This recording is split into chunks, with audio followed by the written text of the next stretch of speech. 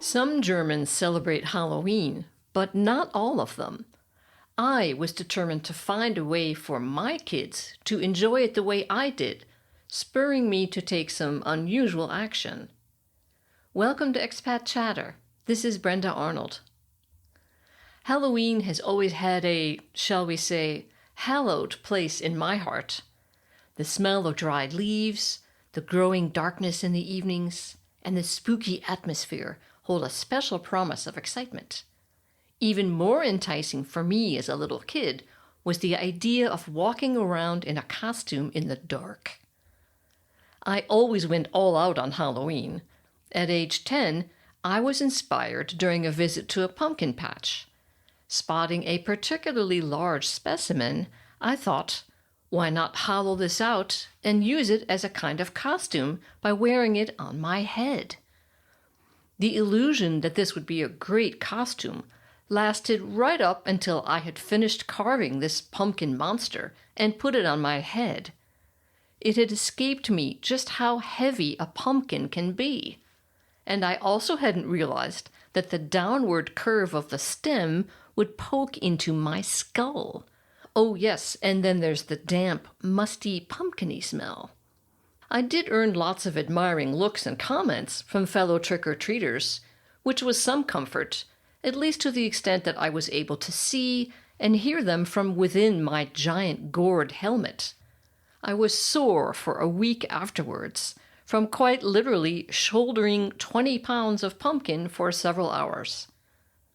Imagine my disappointment when I found out that in Germany, my new home country, most people don't celebrate Halloween. They do in some neighborhoods, particularly those with lots of children, but we had no such luck in our area.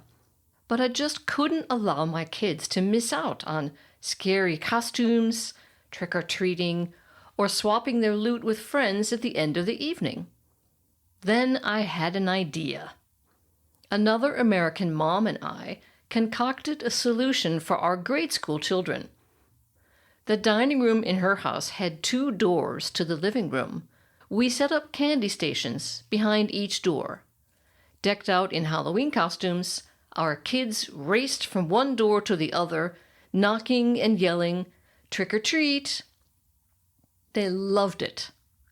But when the oldest kids reached the age of 8 or so, scurrying back and forth in a living room lost its charm. They wanted real action. It was time to get out the big guns. It was time for Halloween 2.0. This scenario required me to do cold calling, something I hadn't done since working in a call center to earn a few $100 for my college tuition. I had sworn never to do anything remotely like that again, but here I found myself in a similar situation. Armed with an industrial-sized stash of candy and my best friendly smile, I ventured out to knock on the doors of neighbors I had never met. The things we do for our kids. I warmed up to my unpleasant task by stopping first at our immediate next-door neighbors, who I knew personally. To my relief, they were familiar with the tradition of Halloween and agreed to take some candy to pass out to my kids when we came calling on October 31st. It was an easy sell. 1 neighbor down, 9 to go. The lady at the next house looked to be in her 80s. I quickly gave her my song and dance. I'm American, Halloween holiday, kids, candy, October 31st.